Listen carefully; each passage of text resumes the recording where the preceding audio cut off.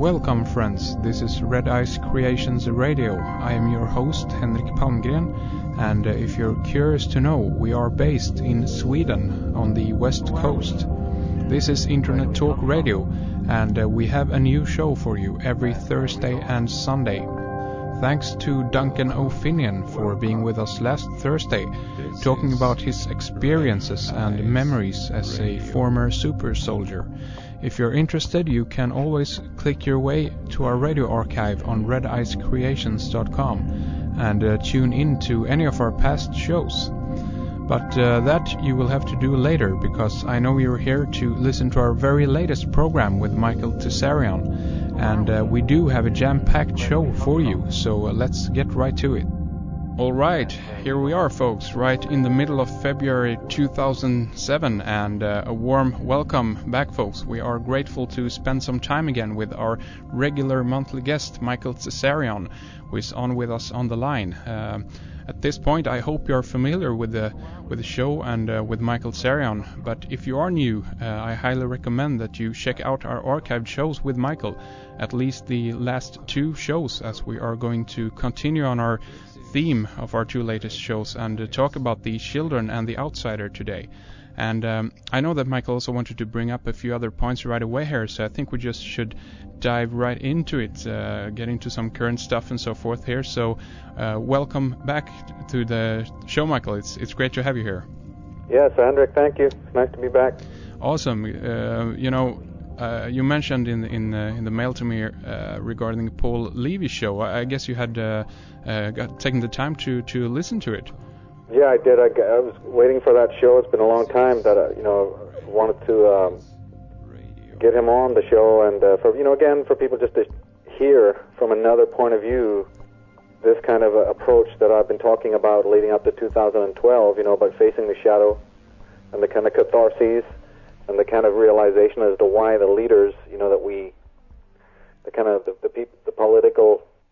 political leaders, how they come to power. People, especially in America, got to be much more familiar with some of the psychodynamics involved in all of that, and also, some of the psychological implications, as opposed to just the political implications.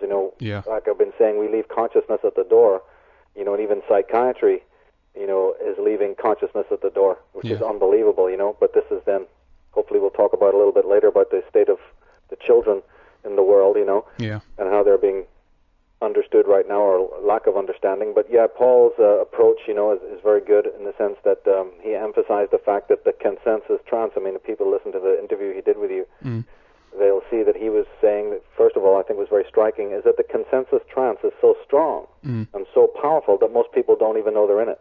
Exactly, yeah. This is a key part of what he was saying. Yeah. This sort of immersion into the collective where they don't even realize they're insane. In fact, so many people tell me, when they're at work, and then they maybe just, incidentally, or maybe they full-blown bring up conversations about politics or the way things are happening in the world, and most of their workmates look at them as if they're totally crazy.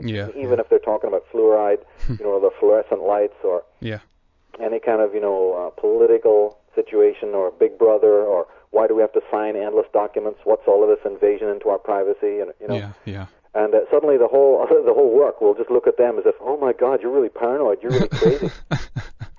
When in fact they are the ones who are crazy. These are the ones subscribing to such a demonic type of interference into their personal lives. But the incredible thing, that Paul is bringing out, and what psychoanalytically aware people know, is that you are ostracized. You are made into even if you're not an outsider. Even if in every other way you pretty much go along to get along.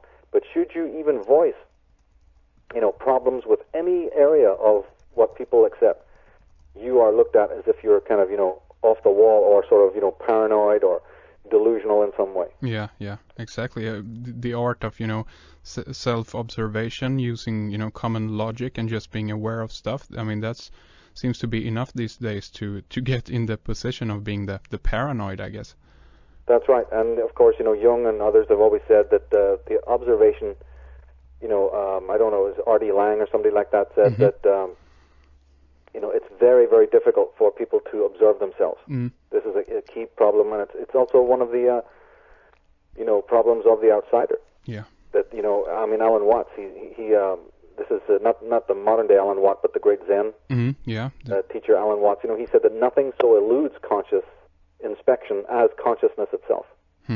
This is why the root of consciousness has been called the unconscious. I mean, it's just the semantics in one way, but we can understand it in another way. He's perfectly right. People do not want to spend the energy to look inside, and even those who begin to do that, you know, there's a lot of people I deal with who are coming to my work, and then they see this, and then they do it, and they have these questions, and after they've done it, they observe aspects of the mind, and the first things that they notice is that it's very hard to observe it. Yeah. It takes a tremendous, and it's invisible. It's like an unstill mirror that is constantly moving. Yeah.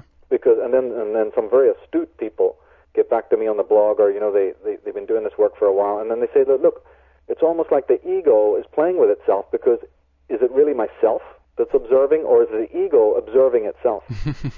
You know, and I had a conversation with one gentleman over this, and I'm sure Paul, Levy, and others have very similar sort of, you know, conversations, and that is that, look, the ego is very, very clever. When it finally finds out, you know, or suspects that you want to leave, that you want to end this fiasco, and you want to move back into selfhood, meaning you want to step out of these roles and out of these Frankensteinian boots, you know, and this sort of straitjackets of roles, sister, daughter, brother, lover, mother, you know, uncle, nephew, workmate, you know, all the roles.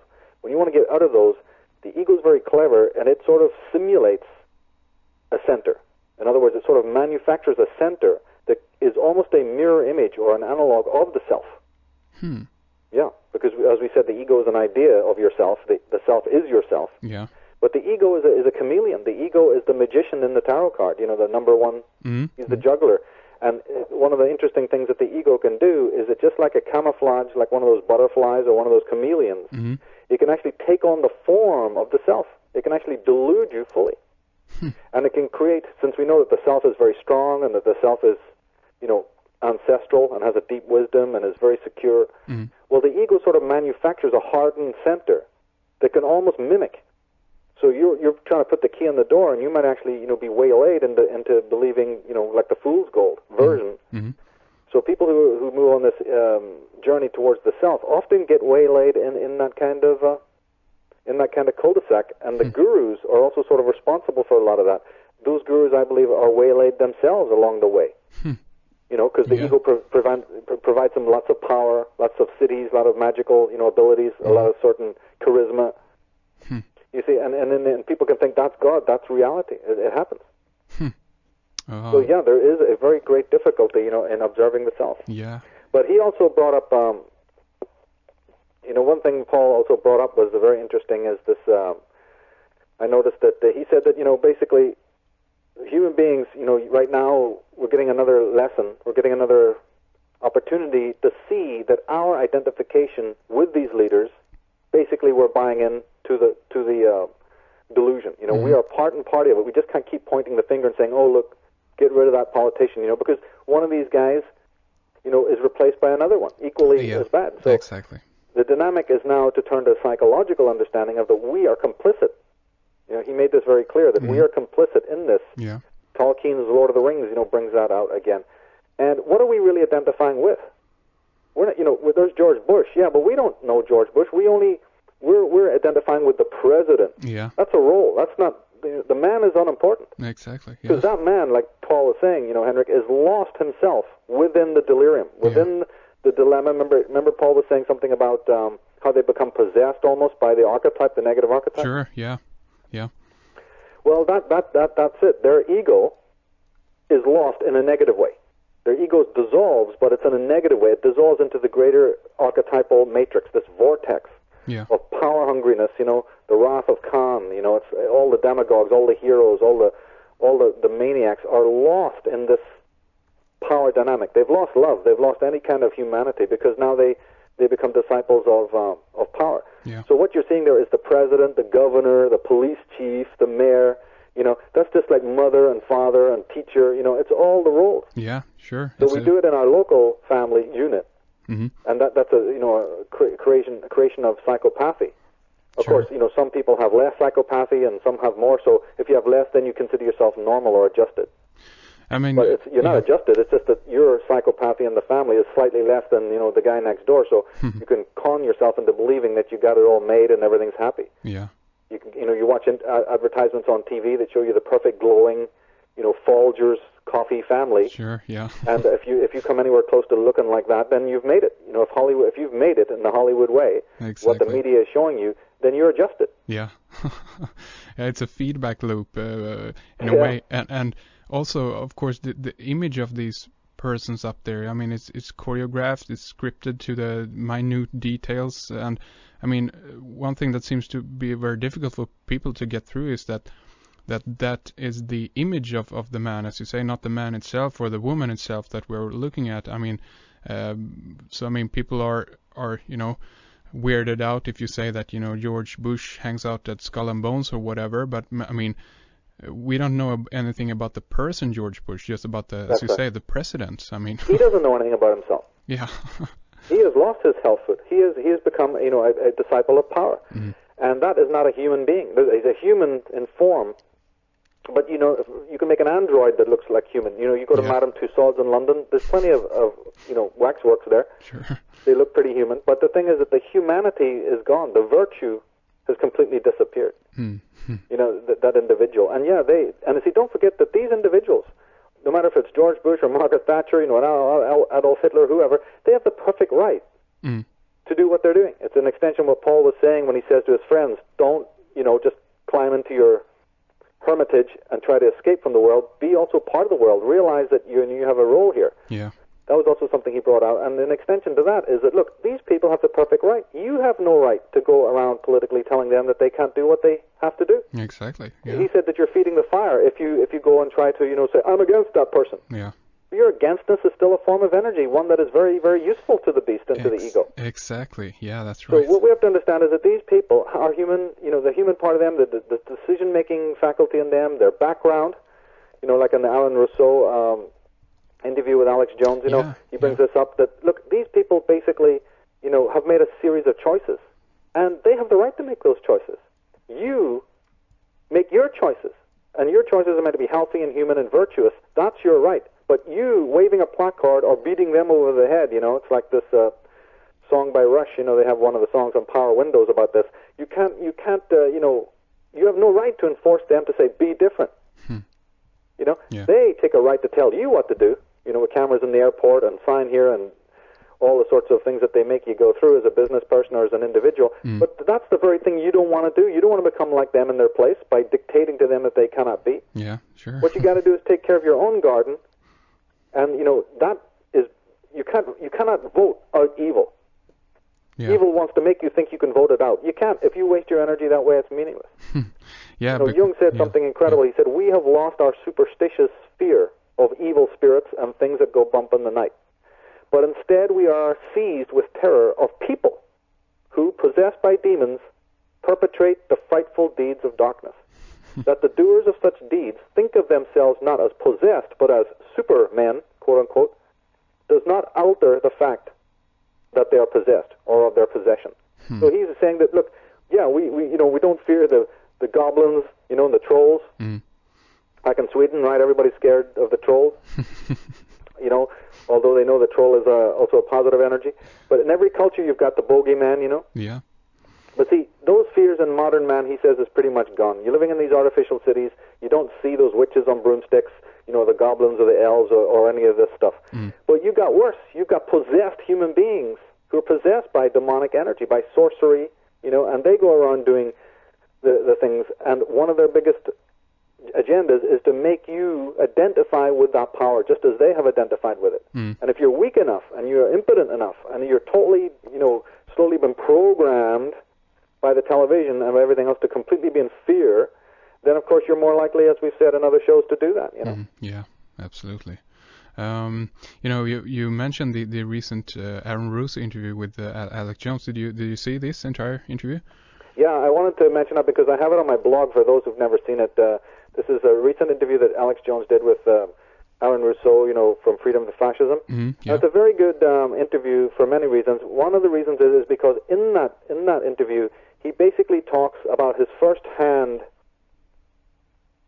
experience when he's talking to one of the Rockefellers, and he senses the cold, indifferent nature of the Rockefeller. So if people go to my blog to the War on You section, watch that interview and pay special attention to that when he's describing how cold and indifferent and completely inhuman, this character that was talking to him about the human race and why they do the things to the human race.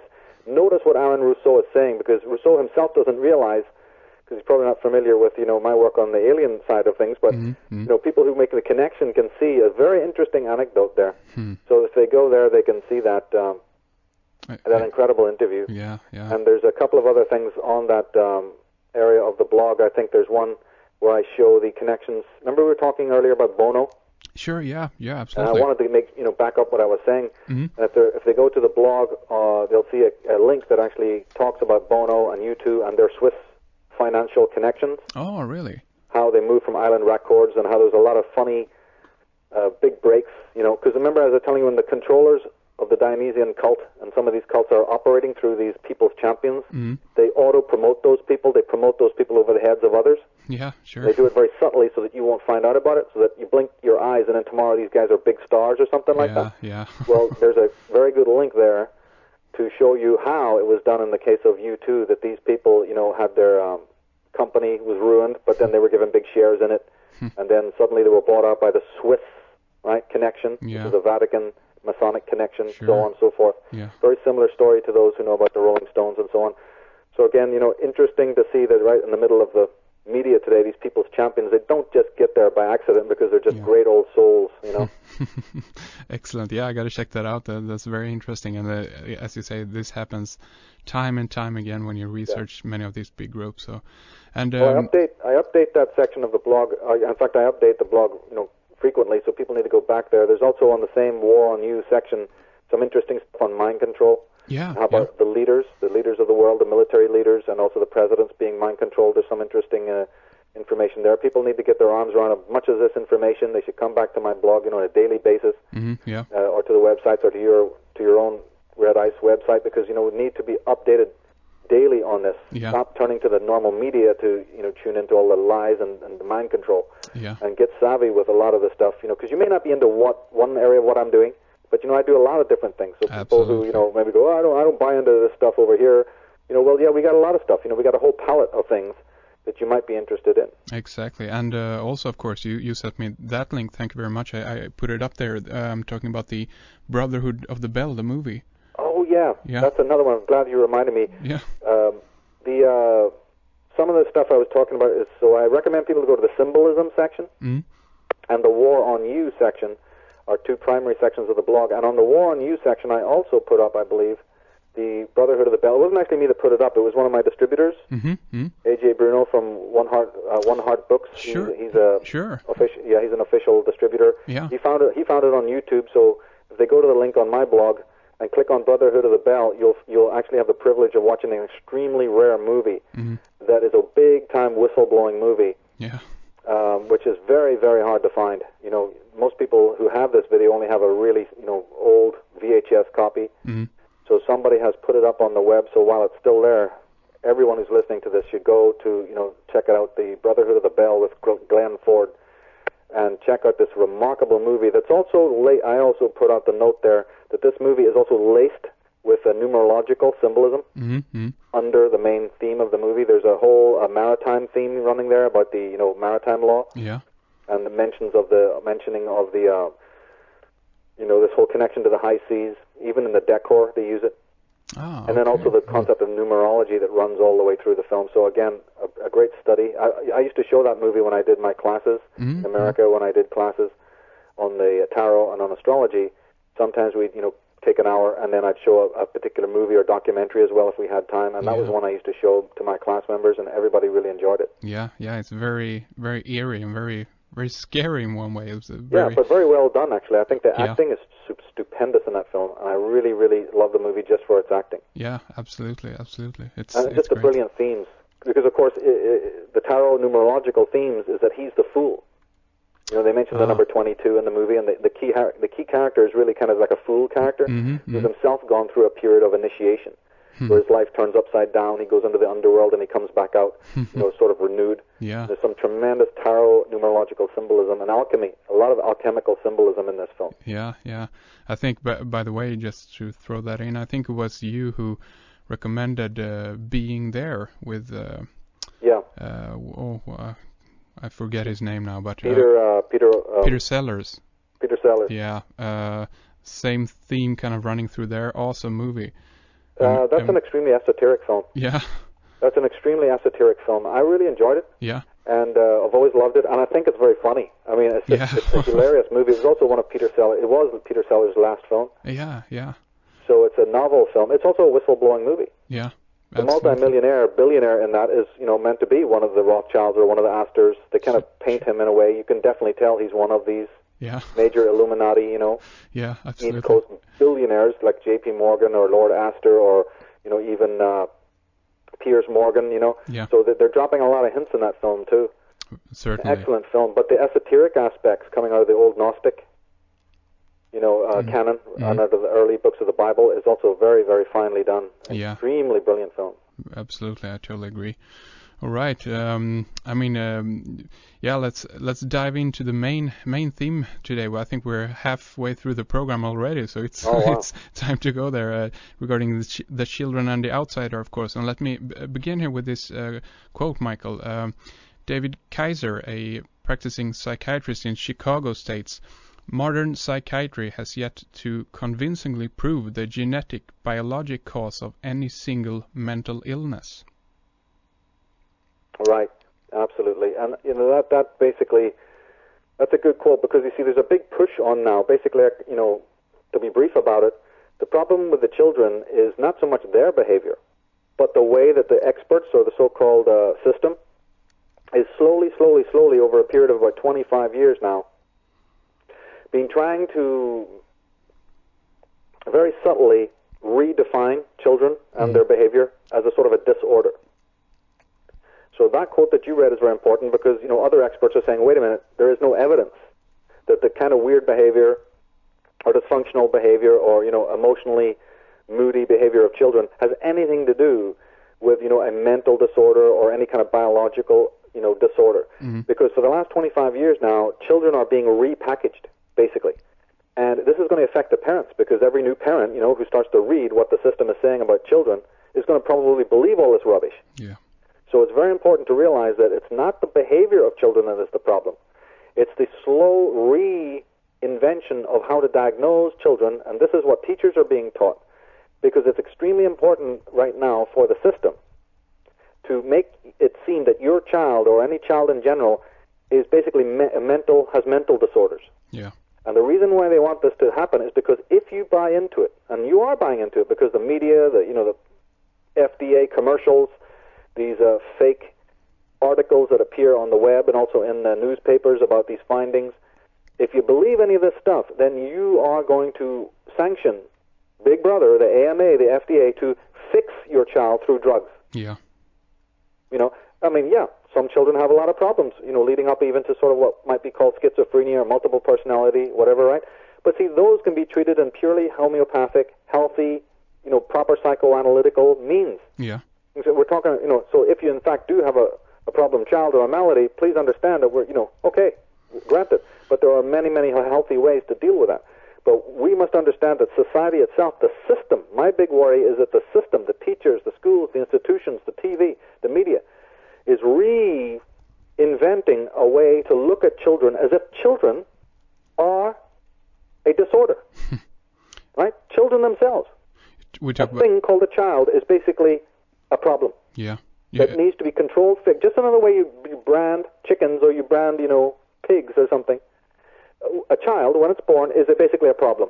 It's a problem to the parent. He's a problem to the neighbors. He's a problem to the system. He's a problem to the school. And look at the trench coat mafia. Is your kid the one who's going to bring a gun to school and kill everybody? Is your kid showing signs of, craziness? Is your kid, getting into, Nazi websites? Or is your kid, being seduced on the web? You see what I'm saying? Yeah, certainly. Is your kid eating the right stuff? Is your kid hanging out with the right people? In other words, your kid is a completely brainless, idiotic twat who left alone for 5 seconds without your, control, basically, is going to run amok into all kinds of evil. This is what the system wants to show that children are, so that they completely erase the normal, true organic understanding of what a child is. Yeah. And once the human beings, the parents, start to basically embody this, that then becomes the projected scenario onto the child, who then does go and act in those ways. Yeah. So, it's like the loop you just talked about, this feedback loop. Yeah. What's been happening over the last 25 years is that people have been noticing there's tremendous negative changes in the behavior of children. My take on this, I'm glad we got a chance to talk about it, is that behavioral change is a result. It is a symptom of wrong thinking about children. Connecting also to the loss of innocence of adults, for a start. Yeah. But secondly, the buying into a very, very negative opinion about children that, has got to go. And we always talked in previous shows about how man's idea of himself is erroneous. It's just an idea. Paul Levy backing this up, that, the ideas we have about ourselves are ego-generated. They're not real. But my goodness, then, one of the key relationships we have is with the children. Yeah, and they are reacting negatively, not to the parents. So any parent who's listening to this, please understand, they're not reacting to you. They're reacting to the negative ideas you have about them. This is where the problem is. It's a problem of fundamental communication, which children are reacting against the negative ideas that are projected upon them.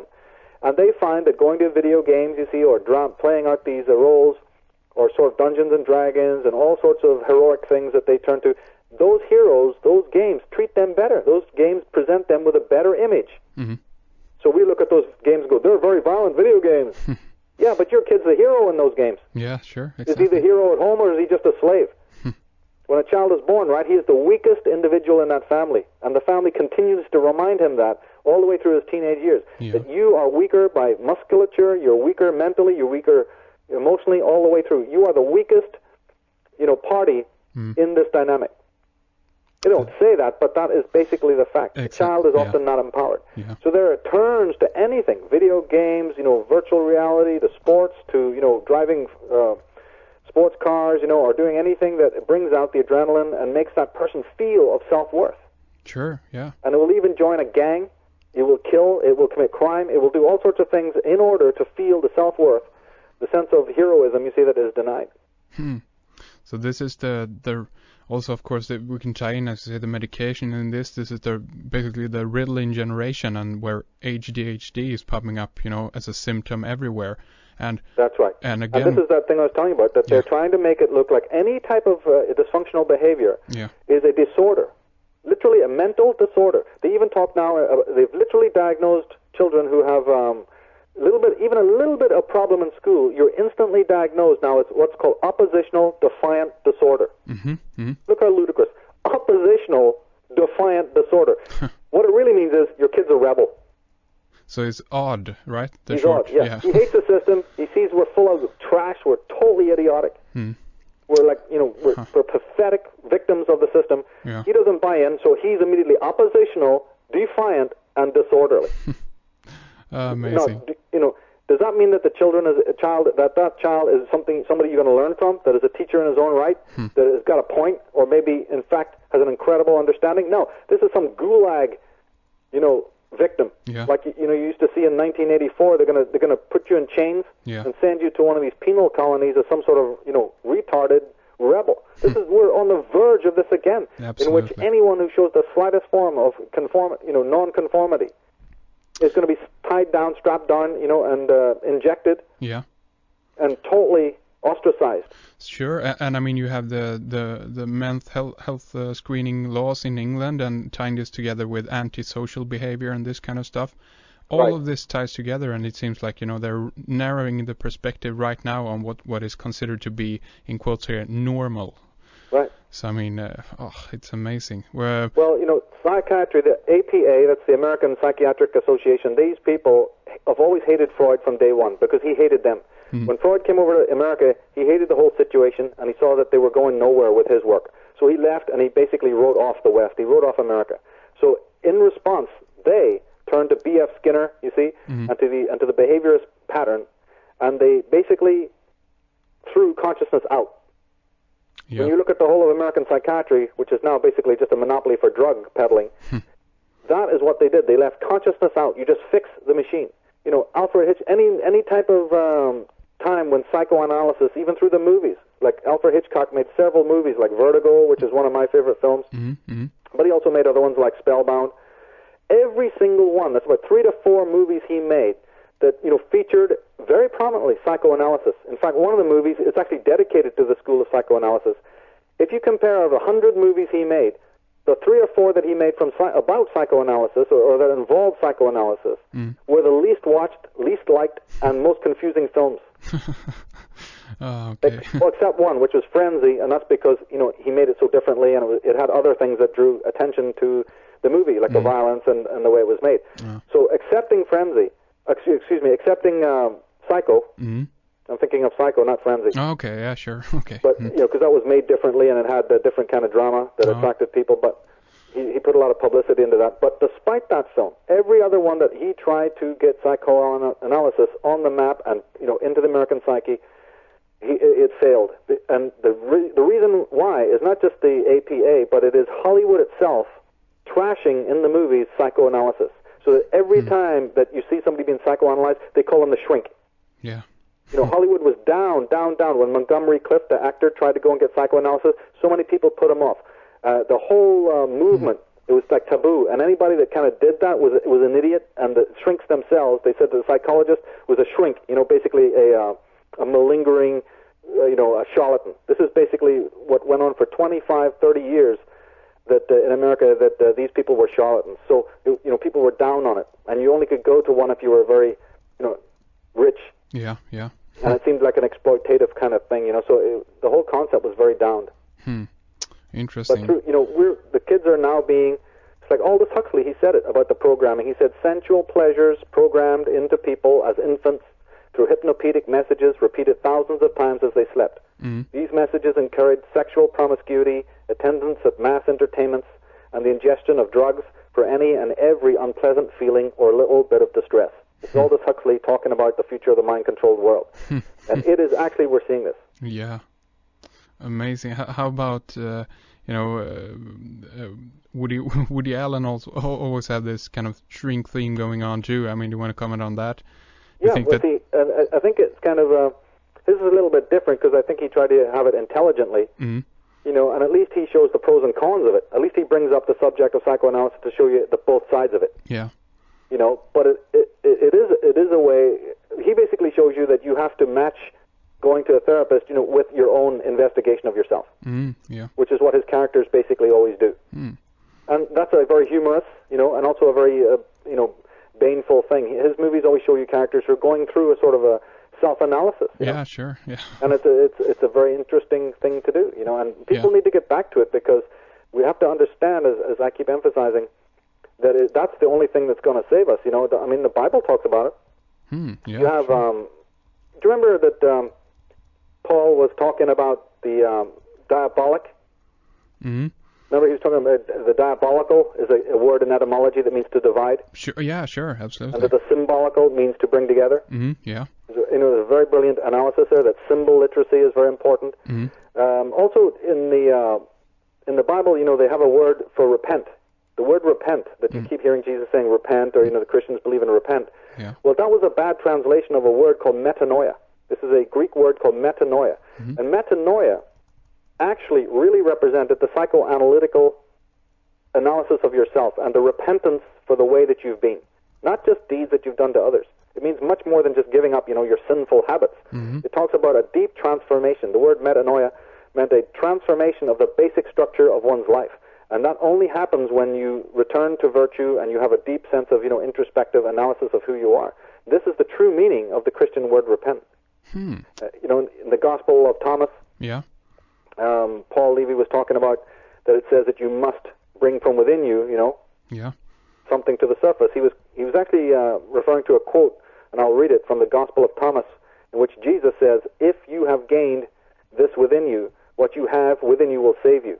If you do not bring from within you what you have, it will kill you." You know, and then in the Gospel of Philip, there's a quote from the Christ saying that the ignorance is the mother of all evil. So in the countdown to 2012, that's what we're looking at here is the removal of ignorance, the finding out of all of the different ways in which psychic energy and physical energy connect, how consciousness itself affects the world we live in. Very interesting. And this, of course, this ties into all of this, again, going back to the show with Paul Levy, but you, to move on, I mean, you talk about the connection here between children and nature. Also, you refer to this many times. We've been talking earlier, and this is this something you want to talk more about? Well, see, children are closer to nature because they're earliest born.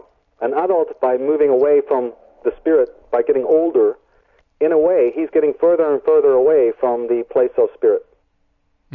And remember that the parent is always full of anxiety. He's transmitting or projecting his anxiety complexes onto the child. So the child, we say, how is it that people grow up to live with great paradoxes? Here they are, knowing that it's wrong to kill and it's wrong to murder, and yet they're voting for, the Iraqi war. Yeah. Well, everyone knows and everyone can see that human adults live in a tremendous sense of division and paradoxes. They believe one thing and then go and do another. That kind of syndrome is implanted in the child because of the child's identification with the parents.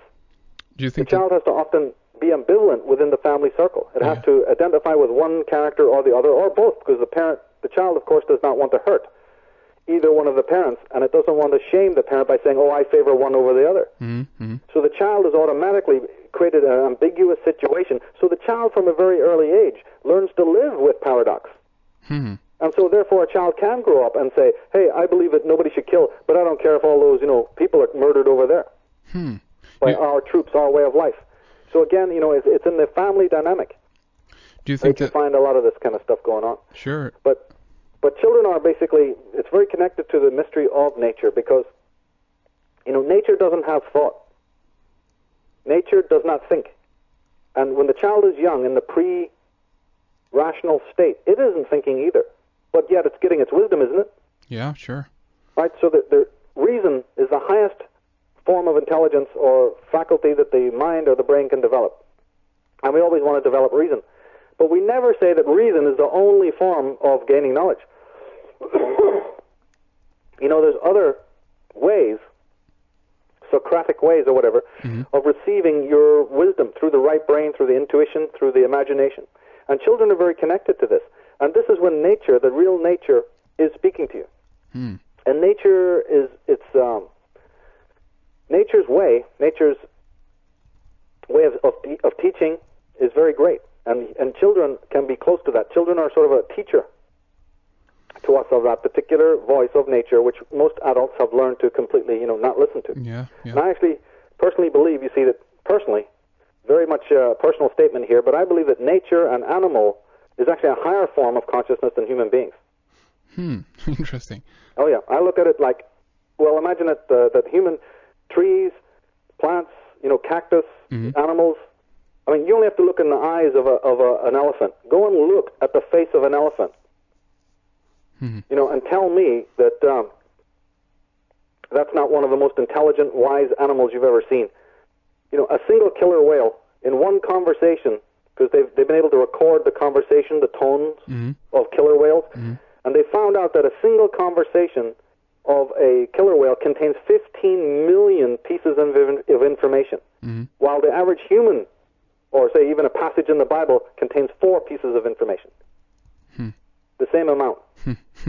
So we're dealing with something far beyond. It's almost like the animal kingdom and the plant kingdom has said, we don't want thought, we're moving beyond it. Imagine that the universe out there has chosen not to think because thinking is so pathetic.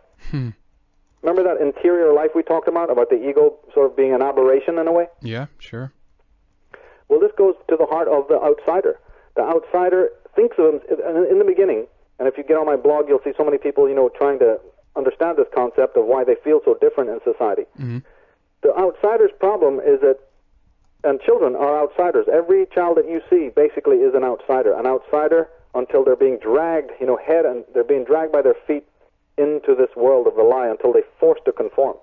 But the outsider is a being that basically thinks of himself as an aberration until he finds out the root of his dilemmas. until he discovers that, look, seeing the city as being a ludicrous way to live, living in cities which was only meant for a very small amount of people, but now, millions are living in these places. Yeah. And seeing that all the things that man is building and doing and creating, I mean, it's not animals that are going around polluting.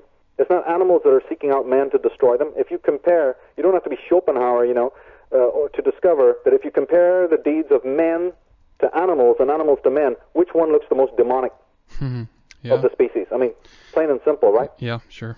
So animals to me are a higher form of being because, if you even compare the simple behavior, you'll notice that there's something off. But the outsider realizes that, look, I get to the point when I'm brilliant at critiquing other people in the world and the cities and all the kind of stupidity that human beings get into, but where do I go from there? If you remain just a critic, then you're caught in this depression and the dilemma. Yeah. The message of the outsider is to get actively involved with their own dharma, and also get involved with nature and go back to something that is more pristine, that is not all of the human smudge. Because if you continue to, put your energies into the human drama solely, you will definitely, end up in a very great state of angst.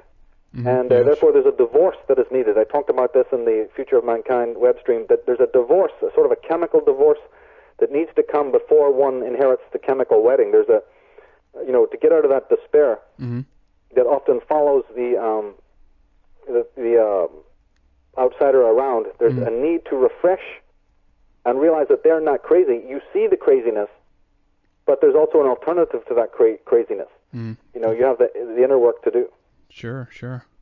I mean, I just wanted to comment on what you said about animals being kind of more intelligent in a way than humans. I think that's a very interesting thought. And one thing that just came to mind here was, couldn't it also be that that animals and plants and so forth are very much closer to the source. They're closer to the, in quotes here, kingdom of God, so to speak. They're operating closer to that, and we as the man or human, as the kind of the rebel, the outspurts, have kind of went into the way of becoming self-aware, I guess. Do you think that animals are self-aware in the same way that human beings are?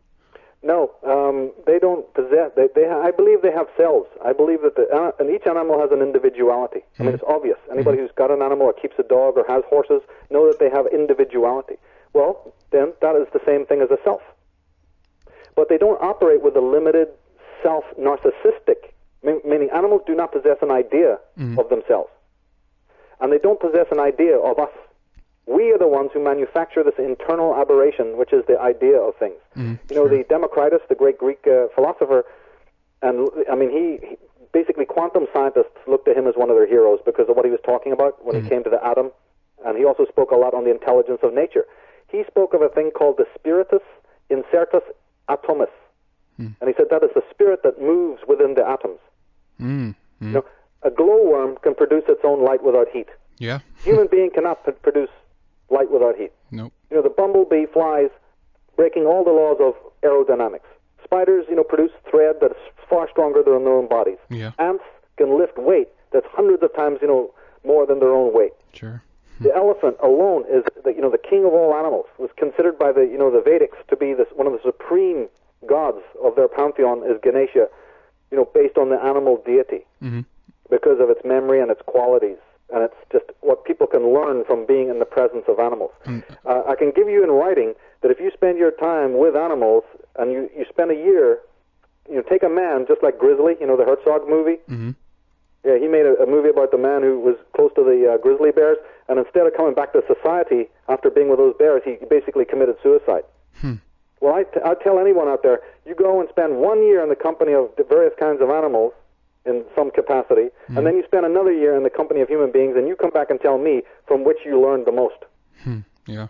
You don't have to be Robinson Crusoe to do it. It's a fact that animals, through their presence, and children as well, this is very, very important to realize that there's a reason why the Egyptian gods have animal heads, I mean, there's absolutely a reason for that. Yeah. And if, these ancient philosophers have seen the mystery that moves in nature, and they've understood the power of that, and that living within the circumference of the ego, is a very, very dastardly thing that can bring about all sorts of insanity, bring about all sorts of pain and dilemmas.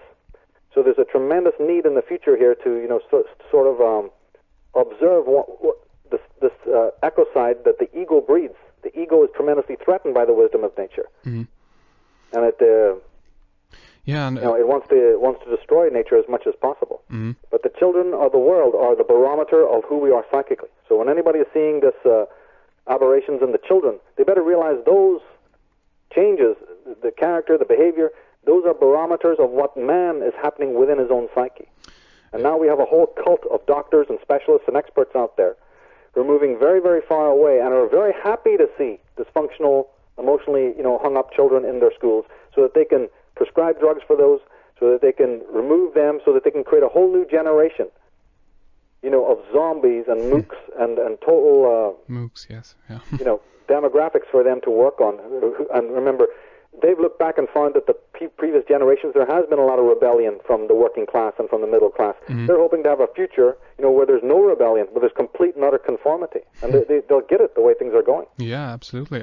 This brings up so many points. I mean, again, I think this only says that our surrounding is, in that sense, perfect. It is, as you say, it is the spirit within the atoms, and our, I guess, job or so to speak is to kind of observe this and to learn, I guess, from nature and to pick up on these things that science are beginning to do now, like we find the Fibonacci spiral in everything. That's a holographic repetition in all we see. It's a perfect mesh kind of reality we live in, and we can learn from being able to pick up on that. But what we're doing now, I guess, instead then is to actually destroying the planet around us. We're destroying nature, and we're, going against the climate. And I guess this again is a reflection of our psyche. Exactly. And you see, what we're doing also is we're thinking that we're destroying nature. Actually, that's another aberration, because you see, nature cannot be destroyed. Do you remember we were talking about the leaders and how evil they are, and that they've lost their sense of humanity? What we also don't understand is that in doing that, in sacrificing your humanity as a human being, by becoming less of a moral creature, by doing things that breach humanity and morality, you're actually becoming less and less of a human being. Now, in doing that, you actually set yourself up against the natural order. So I keep telling people, they come to me going, what are we going to do, and what kind of action can we take against these guys? First of all, don't realize that these people are setting themselves up as targets because nature will not tolerate an aberration like that. You see, so in a way, you don't have to do, it's like the Lord of the Rings movie shows, you really don't have to do that much to bring the evil down, because evil, by being evil, brings the wrath of nature upon it. People can study this as a science. They can see it, that the more you lose your natural quality, meaning in Jungian terms, they would say that the more and more you move away from your natural instincts. So when people are saying that these evil men are animalistic, you see, and they're moving from their appetites and they're moving from their animal nature, I find that a repulsive statement. It's because they're not moving from their animal nature that they're doing this. They're moving from the nature of the city.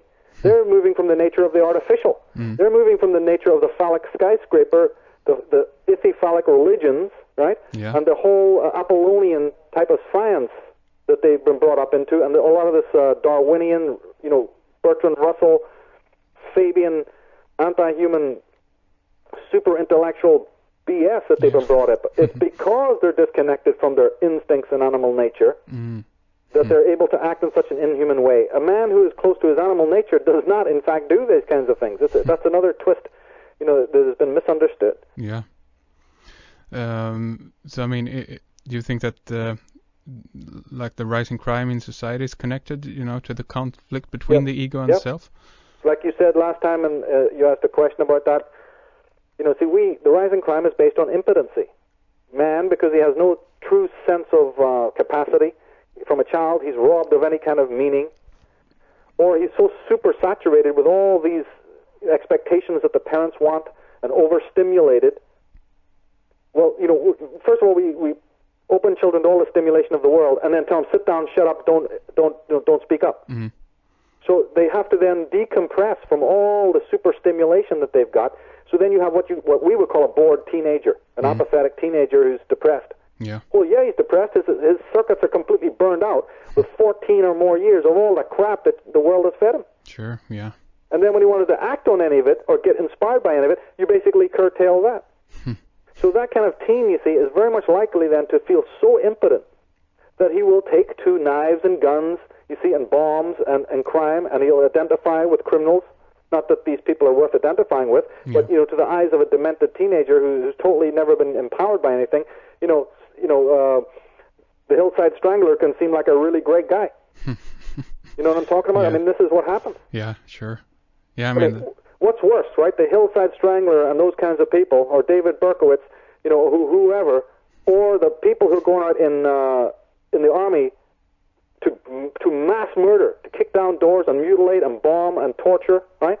Exactly, yeah. And hideously torture people in cells because, you know, they happen to be fighting for their own country or whatever. Yeah, yeah. You know, tell me which one is really, you know, the worst situation here. So, again, we send a hypocritical mixed message to the children. Sure, absolutely. You know, there's a quote from Jung. He said that, I have to read this, it's an excellent quote. If we have time, he said, sure. If things go wrong in the world, this is because something is wrong with the individual, because something is wrong with me. Therefore, if I am sensible, I shall put myself right first. For this I need, because I need no outside authority.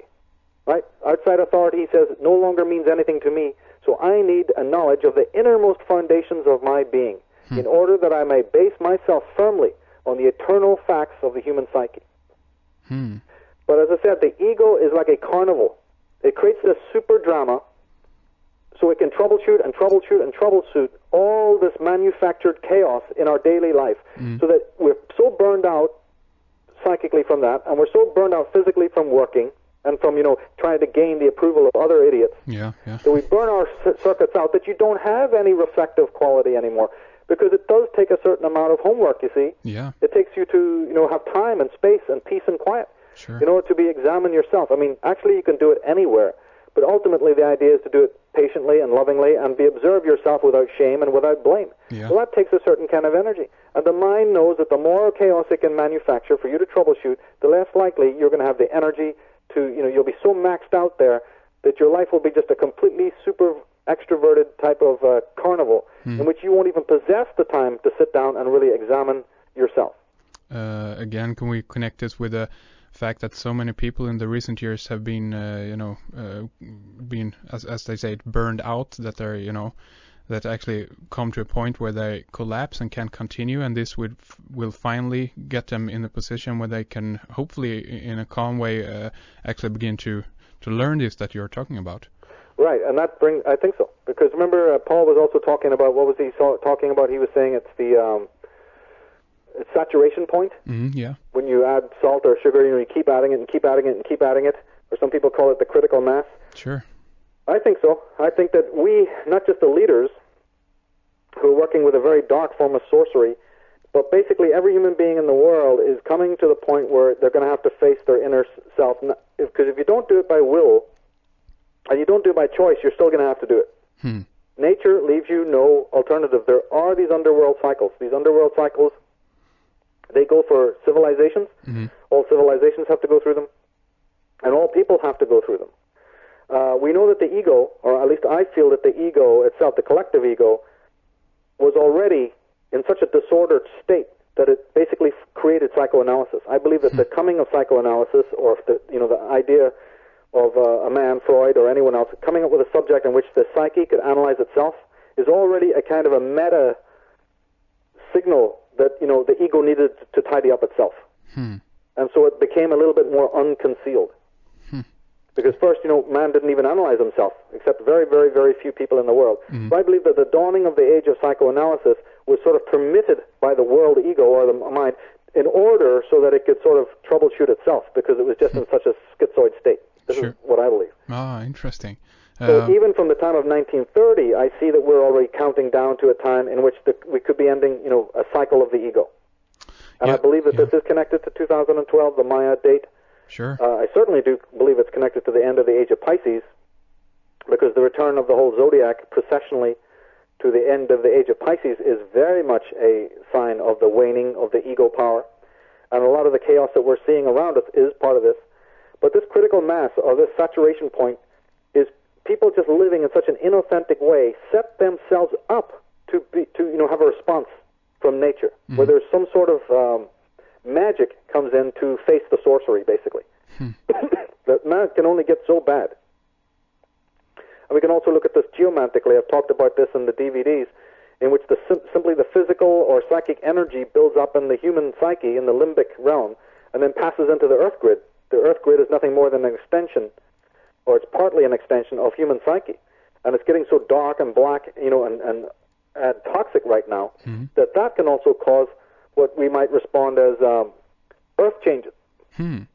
So the so-called earth changes are precipitated by human consciousness. This is another important element what people got to realize, because otherwise, again, they're going to be pointing to that as an escape. Just, oh, look, act of God, freak of nature, and something came about to...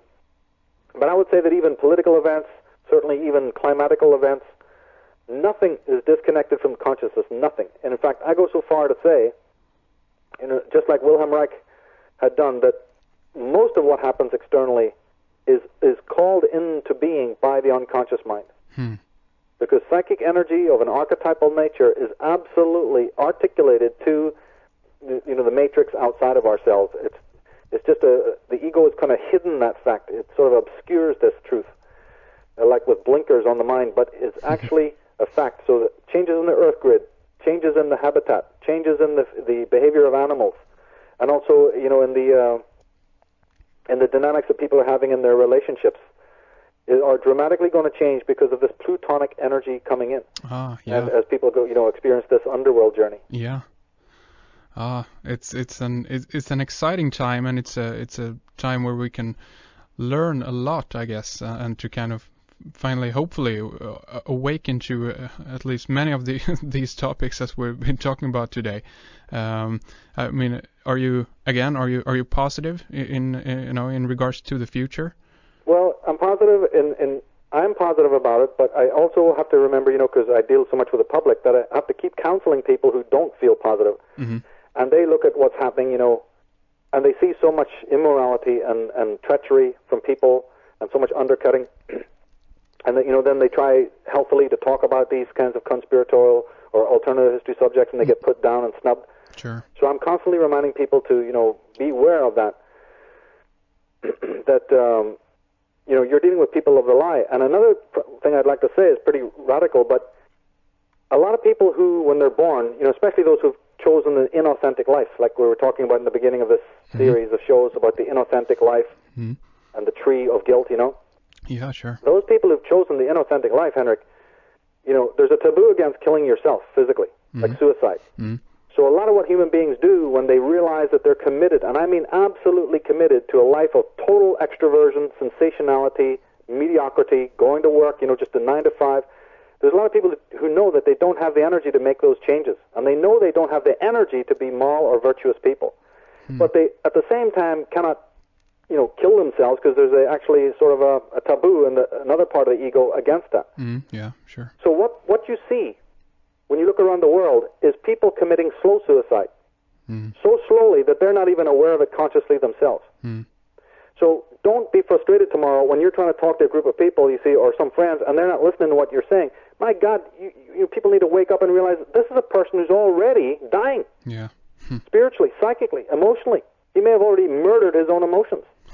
This person, either through alcohol or through just endless immersion into the world's, situation, or through immoral deeds or self-sadism, there's a whole cocktail of different ways you can do it. But mentally, it's a mental idea that people stretch out their death over 20, 30 years, and it's done so gradually they're not even really aware they're doing it. So by the time you're meeting somebody at 30, 29, 35 years of age, you might be talking to somebody who's already partly, psychically a corpse. And then you're wondering why this person isn't getting your light and getting the fact that, you're talking about some very spiritual, illustrious and very, very lofty kind of ideas. Well, I'll tell you the reason. I look around and I see, remember we were talking one time about Thanatos instinct, the death instinct? Yeah. And this is connected to the Shiva energy, and it's connected to Pluto, and that we see it in people all the time, and it's one of these instincts. When you see this fast pace of life, a lot of people critique the fast pace of life, and people just running about, frenetically all over the world, just busy with all the rubbish of the world. You know, one way of looking at all haste is that this is part of the slow suicide thing. People are anxious to hurry as fast as they can to the grave. That's true, yeah. I mean, think about it for a minute. Yeah. What on earth would all this rushing about be? If you step back and look at it, you say, well, of course they're rushing around like that in the sensual world, because one, the rushing around helps you to forget, you know, that you have a soul and that you have any meaning or purpose. And the second thing is you're rushing like a mad one because you're so sick of your mediocrity that you're so itching for death. This is the Thanatos instinct. You're so itching for annihilation that you and the rest of society is moving at breakneck speed in order to really get to that point of annihilation subliminally. There's such a subliminal death instinct in you.